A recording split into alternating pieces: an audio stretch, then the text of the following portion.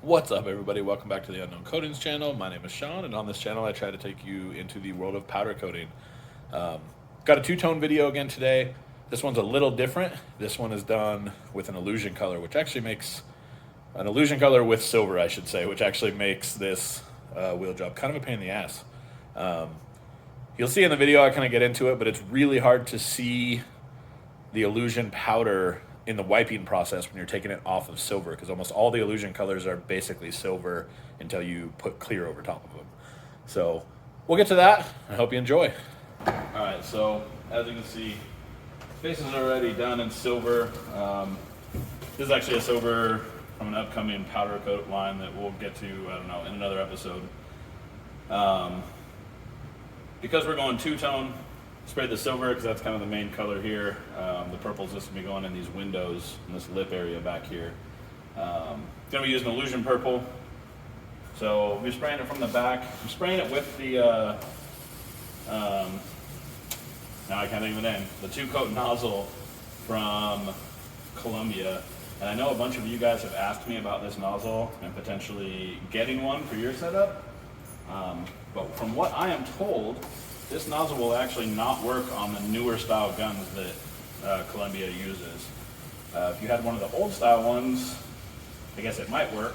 But I actually looked into having these made and then was told by Brian from Columbia that this particular tip would actually back charge, I think he said back charge the gun or the box, whatever, and ruin it. So this tip is not an option for you guys, most of you guys. And they don't sell them anymore, so I guess technically it's not an option for anybody. But now that that's all coated, we're gonna go through, we're gonna vacuum out a bunch of this, and then get to wiping. I'm gonna time lapse this part just because, I don't know, you'd have to listen to the vacuum cleaner otherwise.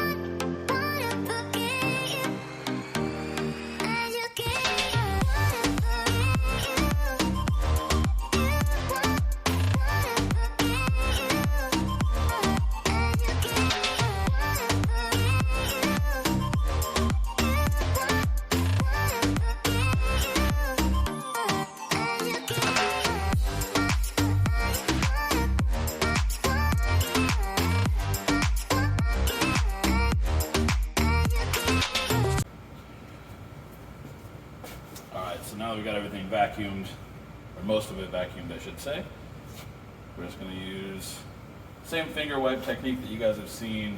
I don't even know how countless videos of mine at this point. There is no big drastic difference.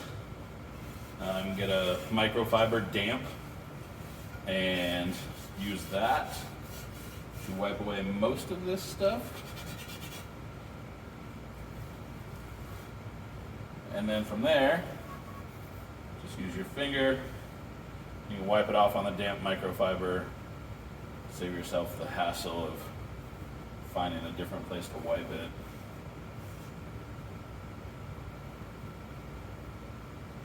Get the back barrel all cleaned up. The back barrel goes pretty quick, obviously.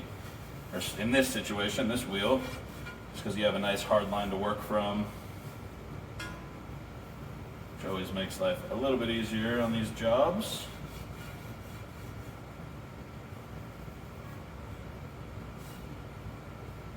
I don't know when this video is going to come out. These are, I don't know, it's got to be in the 120s, something like that.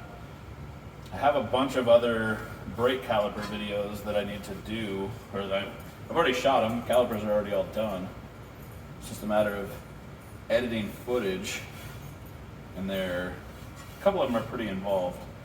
So it's been taking me a bit to do videos, but hopefully there'll be a bunch coming out. All right, so now that's clean. I'm gonna skip around, do the same thing on the front. I always wipe this lip up here first. That way when you grab the wheel, you don't accidentally knock more powder onto the face. And obviously this is all a preference thing, right? I mean, there is no quote unquote right or wrong way to do it. But I just use my finger, use that hard edge.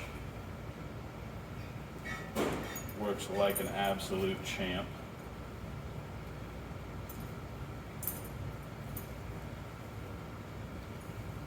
Try to get some of this out of the center.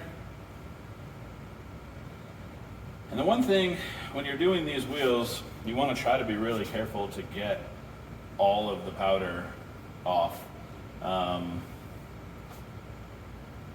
These ones is going to be a little bit harder because it will feel like I get everything off, I'm sure.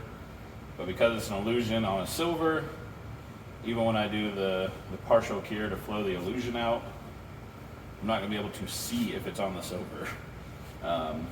Plus you have little things, I don't know if you guys have experienced this, but you get this thing, it's always been referred to as popping. It's basically just when you have a part in the oven, you know, I see it happen on two-tone jobs. I don't know if it's from like a static buildup or something happens, but you'll get powder will just like pop when it gets warm, and like shoot a bunch of, you know, pre-cured powder onto, you know, your face in this case, you know, your other surface. There's just no way to get around that. I haven't figured out exactly why it happens, and it's really inconsistent too, is the other thing I noticed. It doesn't happen on every job. And it doesn't happen even if it happens in a job, it doesn't happen on every wheel. It'll happen like on, you know, 1 wheel out of 4, or sometimes 3 out of 4, whatever the case might be. So at least let your customer know there's going to be a chance that you can't get everything off the face. And it's not going to be super noticeable, I wouldn't think. Most customers, when they're asking for a job like this, understand kind of what's involved, and if they don't understand what's involved, make sure that you fill them in. So typically when you're doing a job like this, customers are, I don't want to say more lenient, but more understanding of some of that stuff. That's not to say don't make a good effort to get it all off the face. I'm just saying also let your customer know that there's a chance that, like in this case, there would be you know, purple down on the face on the silver part.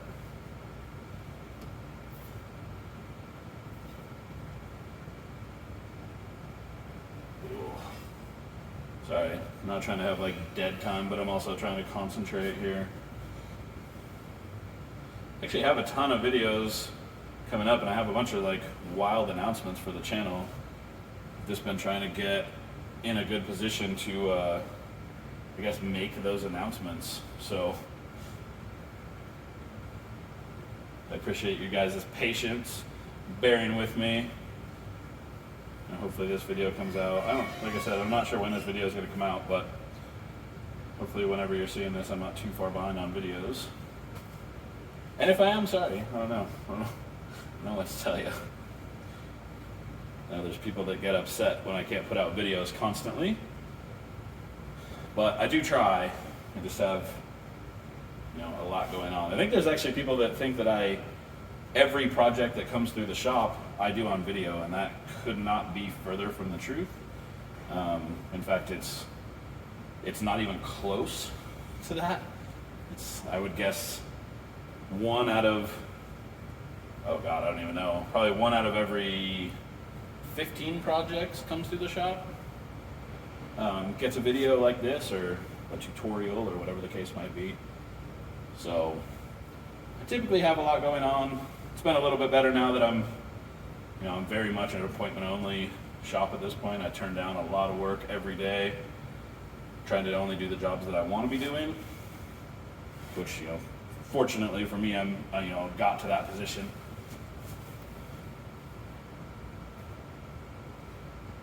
All right. This thing looks, God, it's so weird. Every time you think that you have it all, you look and then there's something else. And that's the other thing. Try different light sources, different angles, everything you can, trying to see this. Because these definitely are a pain. You're never going to actually see everything. It's almost guaranteed that you're going to miss something, but try. I encourage you to at least try. All right, so that thing's all ready.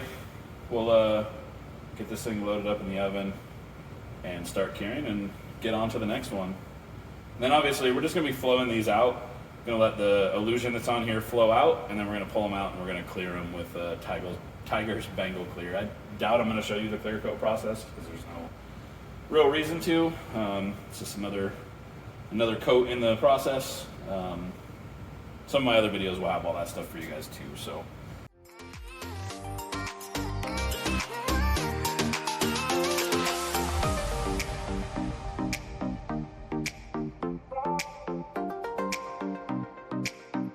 All right, guys, another video in the books. Gonna be trying to put up more videos. I don't know what order this one's gonna come out, but I have like 7 videos to put up. So hopefully I'll be blazing through them here in the next couple days. Till next time.